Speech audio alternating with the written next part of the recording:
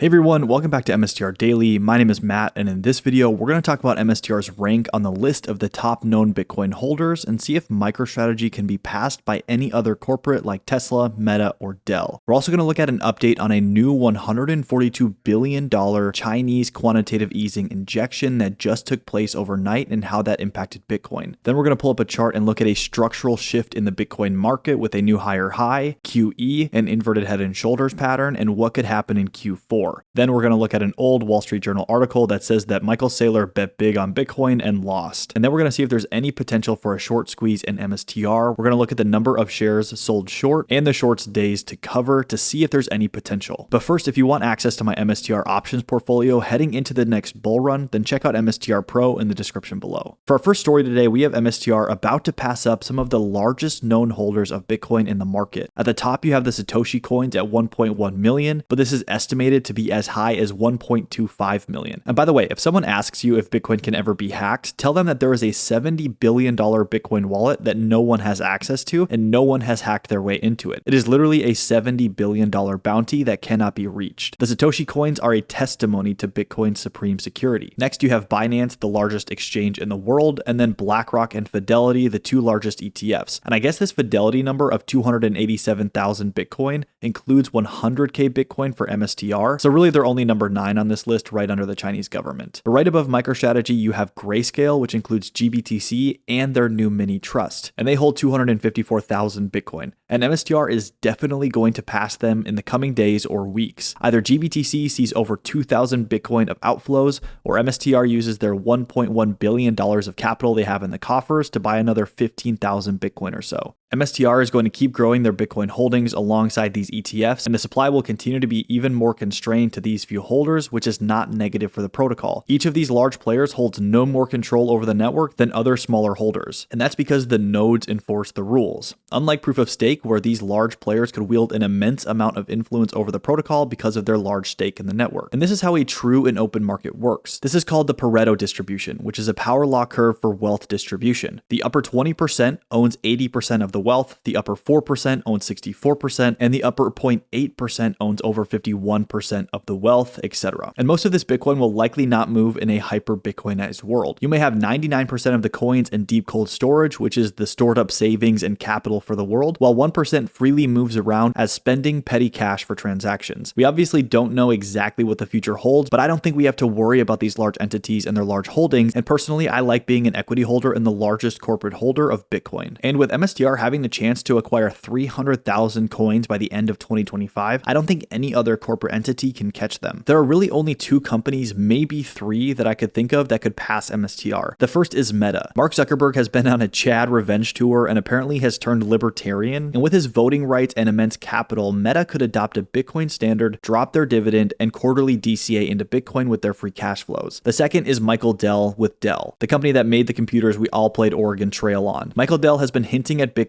over the last few weeks on X, and his company has the market cap and free cash flows to do the exact same thing: cancel the dividend and buy Bitcoin. With their size, capital, and founder voting rights, these are the only 2 companies that could catch MSTR, and timing is very important in the discussion too. I think that these 2 companies have kind of 2 windows of opportunity. One is right now, you'll garner a lot more public support and shareholder support if you adopt Bitcoin going into a bull run, because at the next quarterly earnings, you'll look like a genius, or they could plan and stockpile cash and enter the market at the end of 2026 if there is another cyclical bear market. With tens of billions of dollars of capital, they will likely choose when the bottom is, and this strategy is harder because it takes some guts to buy an asset after it has fallen 60 to 70% and buy it in size. So even after laying out this scenario, I don't think that either of these things will happen in any meaningful way for MSTR to be supplanted as the largest holder of Bitcoin. The most realistic scenario is that Meta or Dell dip their toes in the water with a $500 million or $1 billion purchase and let it sit on their books. This is what Tesla has done, and it works fine. It's had a very minimal impact on their valuation, and after a while, shareholders forget about it. But that being said, Musk was just in El Salvador meeting with President Bukele, and I wonder if they were talking about Bitcoin at all. It's been almost 4 years since Tesla made their first purchase of Bitcoin, and all they've done is sell some of it and hold the rest. We're gonna have to keep a close eye on these 3 companies and more, because mania and excitement affects everyone, including companies. So I think that we see a few more corporates adopt the MSTR playbook with size, not not just smaller companies like Semler Scientific. Now, with that said, I think that MSTR will still be a better equity play than the rest because of its position in the market, smart leverage, and sheer focus on Bitcoin. MSTR is a smart beta play on Bitcoin, and I don't think these companies will have the same outperformance or beta to Bitcoin that MSTR has. So when these companies adopt Bitcoin, it's more out of necessity, and MSTR will continue to be the best play in my opinion. Okay, for our next story today, we have an update on the Chinese markets and monetary situation. I know these things can get boring, but it's so crucial for Bitcoin, and we saw a reaction today in the markets. Dan Tapiero said this on Twitter. Part 2, a $142 billion direct injection into Chinese banks coming. Never expected China to be doing QE. Economy will take time to recover, but liquidity heading into assets now. This is what Yahoo Finance said. This is a different type of stimulus, said the chief economist at Grow Investment Group. If done through special bond issuance, it's a fiscal stimulus and can stabilize the banks as property prices continue to decline. It will ensure that the bank's lending capability won't be affected. So this is a fiscal and monetary injection that is hoping to save the banks from the real estate market that's crashing right now. Some have noted that this is marking the bottom in both the stock and real estate markets in China. It'll take some time to recover, but the direction is upwards. So China is taking extensive measures to bail out their economy, which has second and third order effects globally from both a monetary perspective and an economic perspective. You cannot have the manufacturer for the globe experience a deflationary collapse. That would literally result in a Great Depression 10 times worse than the 1930s. But that means that the only other option is printing money to keep the gravy train going, and MSTR is well positioned to benefit from that. Okay, for the next story, I want to take a look at the charts. As of recording, Bitcoin is in the process of trying to break out above $65,000 to put in its first higher high since March after putting in a lower low at the beginning of September. This seems silly, but it really is a structural shift in the market that is setting the stage for Bitcoin to go much higher in Q4 and in 2025. This is also following an inverse head and shoulders pattern that I drew at the beginning of September with the local bottom of 52,500 for Bitcoin. And at the time, I didn't know how steep to draw the move up, so I sort of guessed, and it appears to be following this line quite well so far. I don't know how long this will continue because we probably do need to put in a higher low and see some sort of correction, but for right now, Bitcoin is trying to break out above 65,000 to put in that higher high. From a technical perspective, there's been some resistance at this level, but there hasn't been a full rejection yet. I hope that by the time this is uploaded, that breakout will have happened and we put in another higher high. This inverted head and shoulders pattern will break down soon, but it is showing this technical change in the market. And we do have other factors at play here that are affecting the technicals. We have the rate cut cycle, fiscal and monetary stimulus in China, and global M2 increasing. And like we've been talking about previously on this channel, gold and stocks are pushing new all-time highs and Bitcoin is still lagging, which makes me think that this trend that we're seeing in Bitcoin continues so that Bitcoin aligns itself and pushes higher highs with this new monetary stimulus. Another interesting point here is that MSTR is outperforming Bitcoin by about 2.5x. This metric fluctuates greatly, and at one point today, MSTR was up 3x on Bitcoin, and yesterday when both were down, MSTR was down less. So the premium on their Bitcoin holdings is increasing, and I think we see this multiple start to expand above 2x and stay there in Q4 and 2025. Before we talk about MSTR and a potential short squeeze, I want to revisit an article written by the Wall Street Journal in 2022. And honestly, the only reason we can reference this article is from screenshots people took because I tried to pull up the bookmark I set in 2022, and it looks like they've taken this article down, but we're not going to forget. The article was titled "Michael Saylor Bet Billions on Bitcoin and Lost. Longtime Microstrategy CEO and perhaps the biggest Bitcoin bull steps down." And I get that articles need to be sensationalized, and honestly, who reads the Wall Street Journal these days? But Michael bet big and has won, and his stock is the best performing large cap in the US market since August of 2020. And he didn't step down, he moved up into the executive chairman position with over 50% voting rights in the company. He elevated a new leader in Fong to manage and grow the software business while he focuses on pushing Bitcoin forward and maximizing MSTR's position in the market. Michael is more akin to a god king of MSTR than a disgraced CEO who stepped down. What a sorry article. Next, Michael has his eyes set on being the king of the S&P 500, and this same reporter, whoever it was that wrote this, will be praising him because MSTR will carry the S&P 500, which is what his 401k is invested in. So Saylor won, and he's about to win even more this cycle. Okay, for our last story today, let's talk about the short squeeze potential in MSTR. I received a few DMs and comments asking about this phenomenon and if it's any similar to GME back in 2021. And unfortunately, these situations aren't even close. In January of 2021, GME had a short interest of approximately 140%. And the days to close, which is a metric that measures how many days it would take for a stock's open short positions to be covered, assuming the stock's trading volume remains average. And I couldn't find this metric, but if I remember correctly, it was about 30 days, which is obviously why the stock went parabolic. So MSTR currently, as has only 25 million shares traded short, which is about 14% of the float. And with MSTR's recent volume, the days to cover is only 2.65. This is a very healthy and normal level, and my guess is that this won't increase all that much going into next year, and we probably won't see any noticeable short squeeze dynamics. Now, I will say that these 25 million shares are buyers in the future, but with the low number of days to cover, we won't see a parabolic squeeze like GME, but there are many other dynamics on the horizon that may lead to a healthier and more sustainable increase for the stock. So with that, if you enjoyed the video, consider hitting the like button and check out MSTR Pro in the description below. Thanks for watching, and I'll see you in the next video.